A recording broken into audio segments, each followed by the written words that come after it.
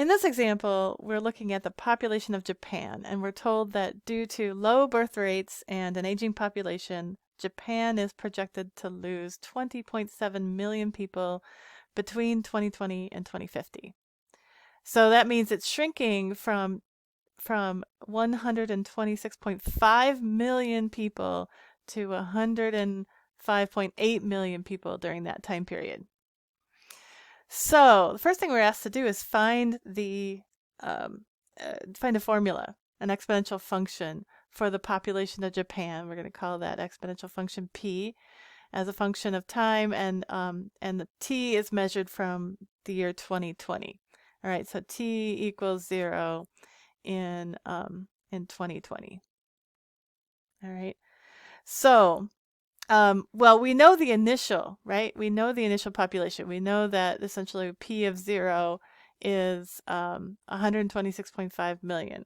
So we can just say that a is equal to 126.5. Now this is in millions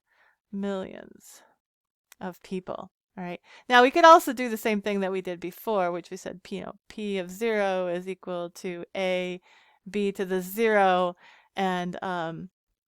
and that should be equal to 126.5, right? B to the 0 is 1, so that gives you the same thing, that A is equal to 126.5 million.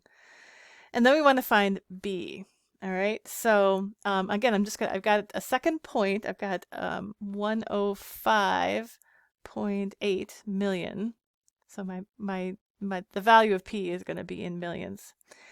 And I know that that has to be 126.5, that's A, and then times B to the, and let's see, that was 2050. 2050, so that is 30 years from 2020, right? We're measuring T from 2020. So that's 30 years after 2020. So that has to be true, and now I can solve for B, right? B is just equal to, I'm going to divide both sides of this equation by 126.5. So I'm going to have 105.8 over 126.5, and then I'm going to take that to the 1/30th power, right? And what I got was 0.994. All right, so now I have A and B, and I can write the function P of t is equal to 126.5 and to the 0.994 to the t. Okay, now keep in mind that P is in millions. Okay, so it's, that's just not more than 126 people in Japan right now. But so and T is in years. Okay. All right, so there's our function. And then the next question is asking us by what percent is the population predicted to decrease each year? All right, so we have our growth factor is 0.994, right? And we know that that's equal to 1 plus r, and if we want the growth rate, right, that's our percent decrease. So I can find r will just be equal to 0.994 minus 1. So we end up with a minus 0.006. Okay, that's the growth rate. That's as a decimal, not as a percentage. And so if we want the percentage, we just need to move the decimal place over 2 places, right? So it's going to be 0.6%. Okay, so the population is expected to decrease by 0.6% each year. All right, now we want to estimate the year when the population is projected to fall below 100 million people, okay, given this function. Now, so what we're trying to find, let me just write that. We know that the function is 126.5, 0.994 to the t, and we want that to be equal to 1 million, or 100 million, I mean. 100 million. All right. So here we're trying to find t. And as of now, we don't have a way of isolating t. All right? You need logarithms for that, and you're going to learn that in 109. So right now, the only way to do it is to estimate it from either by trial and error or by using a graph. So I'm going to first do it by trial and error. Let's just do it by trial and error. I'll show you how you can do it by trial and error. And then I'll show you how we can do it using a graph. So trial and error, I'm just going to plug in various values for t and calculate the p of t using my equation, and just create a little table here. All right, and I'm just going to try different values of t. So let's try to pick one. We know that in 2020, which is t equals 0, is 126. And we know that at 30, well, I'll just write that down. We know what the value is at t equals 30. That's 2050. And we're told that the population was 105.8. So that's kind of close. We need to go down, no, or sorry, we need to increase t, right? We got exponential decay. So the population is decreasing, so we need to increase t a little bit. So let's try 35. All right, so I'm going to put 35 into my equation and see what I get. So when I put that into my calculator, I got 102.5. All right, that's still a bit too high, so let's increase it again. Let's look at t equals 40. All right, and just increase by 5s until I get some, I want to find one that's less, and then I'll know that it's between those values. So when I put in 40, I got 99.4 million people. All right, so here I know now that it's somewhere between that t equals 35 and 40. All right, because this one was too big still, and this one now is too small. It's not very much too small, though. It's pretty close. So too small. All right, so I know it's between 35 and 40, so I'm just going to pick a value. So let's try 37. Plug it into my formula, see what I get.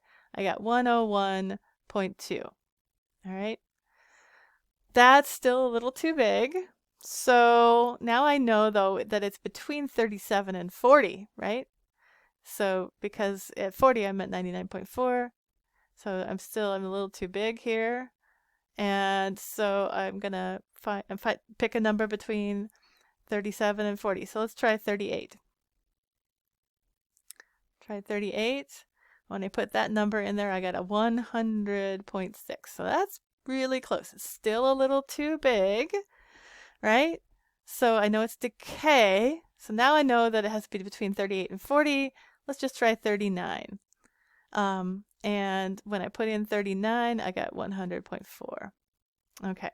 So I just want a whole number year. So I know it has to be between year 39 and 40 now, right?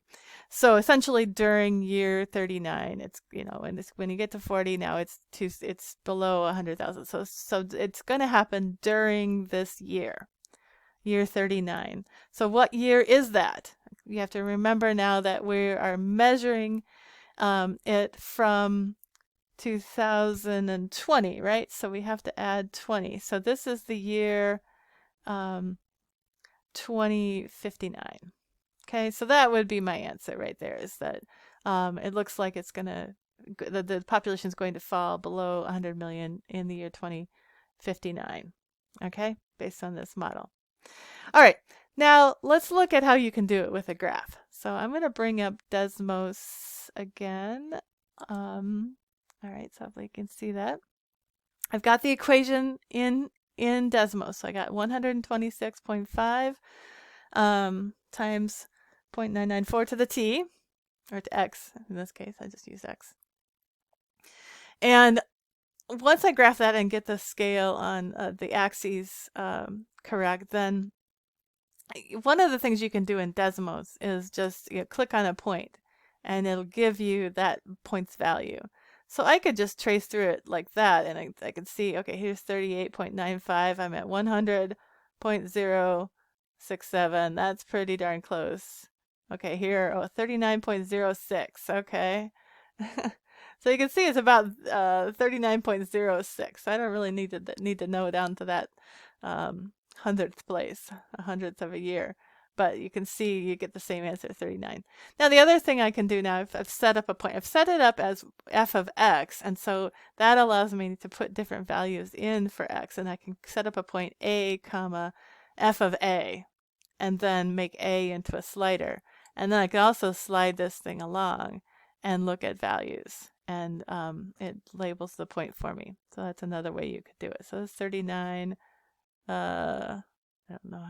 So you can see that again. It's around 39 is the year when we reach 100 million people in Japan, according to this model.